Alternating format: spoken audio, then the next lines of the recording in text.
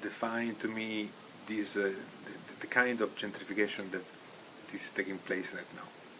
Well, I have to start by saying that I'm a poverty scholar, criminalized, racialized, and always in struggle for $1. I'm a poverty scholar. All the people you don't want to be, never want to see, look away from me. What you going to do, arrest me? I'm in your city. I bring up my Mama D. I'm a melanin-challenged daughter of a strong black Indian mama, for without whom there would be no me, a mama soltera and a welfare queen. I am the gentrifucked. I am the displaced. And I stand here, I sit here, side by side my fellow poverty scholars who have been displaced and gentrifucked out of this city, out of the Bay Area, and continue to be under attack from the forces of gentrification. I say it like that because for us poor people, for poor elders, poor mamas like myself, and families and children, gentrification is death. In this city specifically, we have an influx of what I call the 21st century colonizers, or the gentry tech nation, who continue to displace us, who walk through and walk wherever and however they want to go with arrogance, with the 21st century arrogance of colonizers who came 525 years ago in this same stolen indigenous land, Ohlone land. They move in a way that, by their very presence, they should be here. Well, for those folks, I have one thing to say.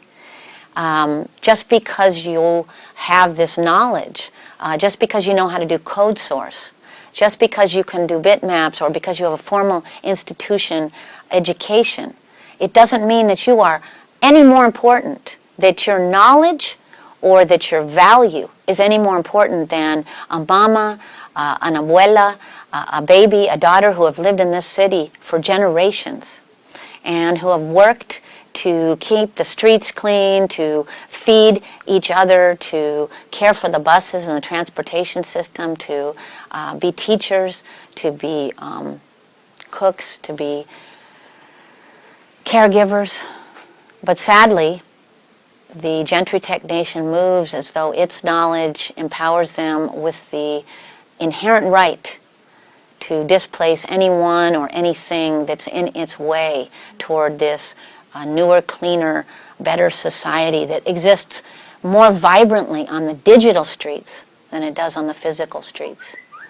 And that's what we're dealing with in San Francisco specifically, or what I call gentrification city, where you're lucky if you are still here.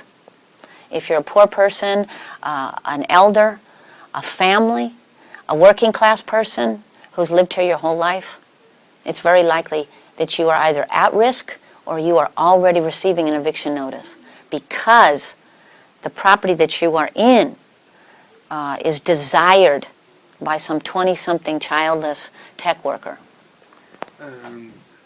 You have spoken about genocide, and do you think it's a very harsh way to put it? Hi. Yeah. It's a controversial way to consider gentrification, but in this city, we're sitting in a sacred circle of Poor Magazine. We're actually around our ancestors who have died from police terror, racism, poverty, and gentrification. And so I say this with humility. But in this city, I'm getting calls every day, sometimes 2 and 3, from multi-generational families, from elders who are 60, 70, 80, and 90 years old and are being served with eviction notices. Eviction for families and elders is death. 98-year-old Mary Phillips received an eviction notice and doesn't even know where she is, much less where she's going to go. The mass removal of people for profit, in my humble opinion, is genocide. It may not be so clearly bloody, and you may not see the knife or the gun, but you are killing people. And so the same process that genocide occurs also, which is to happen in this sweeping way that destroys communities and peoples, and ashe to our brothers and sisters in Gaza and Palestine and Iraq and Afghanistan who I stand with, who face these actual guns, is the same process that is getting rid of our communities of color and our poor people here. I say that from the perspective as a poor mama whose entire family was displaced from this very city and whose lives was shattered. I ended up in poor people housing filled with mold that almost killed me. I ended up in the hospital 2 weeks ago. Because that's where us poor people go. As my Mama Dee said, when poor people are evicted, we don't leave, we ended up in the cardboard motels. In other words, on the streets. Last question. In practice, what do you think you can do to stop this genocide? We fight every day. We fight with our voices. At Poor Magazine, Prensa Pobre, we make poor people-led media. But we also help each other. I'm what I call a jailhouse lawyer outside of jail without a degree. So my brother and myself, Leo Stegman, we do a revolutionary legal advocacy project where we try to help people with legal rights to not so much quash the eviction, because property ownership is king in an Ameri-KKK society, and race and class is embedded in that. The people being moved out of this area are poor people of color. Make no mistake about it. And the people moving in are wealthy, mostly white 20-something.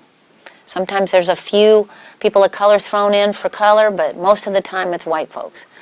The reality is we fight with our voices, we fight with protest, we fight with our comrades at Anti-Eviction Mapping Project, we fight with our bodies on the front line, we fight by putting out media and with our legal skills humbly working, and we fight by every single voice coming together. But the other thing that we have to do is create a vision. And so that's why us poverty scholars at Poor Magazine started Homefulness, which is the true solution to houselessness. Because we cannot continue to rely on this fake-ass government, this politricksterism, to save us. Nobody's going to save us. Change won't come from a savior, a pimp, or an institution. Change will only come from a poor people-led revolution. So we believe in self-determination. And we're taking back some stolen indigenous Ohlone land in Deep East Oakland and turning it into a landless people's movimiento in the untied snakes of Ameri-KKK. Because we believe that we also have to create an alternative. Because if we continue to only act defensively, these forces, these corporate profit exploitive, profit motivated forces will get rid of all of us and will end us up in the most grand public housing project of them all, the prison industrial complex, where, if people don't know, is filled with something like 89% black and brown men and women. I was in jail for poverty crimes. I can tell you that apartheid is real, and it lives in this country, and it lives behind the razor wires. And that's where they would put us all. And once we're gentrificated and our children are displaced and we have no ties to our community and we're genocided by this process of displacement, we oftentimes end up in underground economic strategies, and we end up surviving on crime or underground survival, and we end up put in jail. Not to mention the fact that the act of being homeless is a crime in the U.S.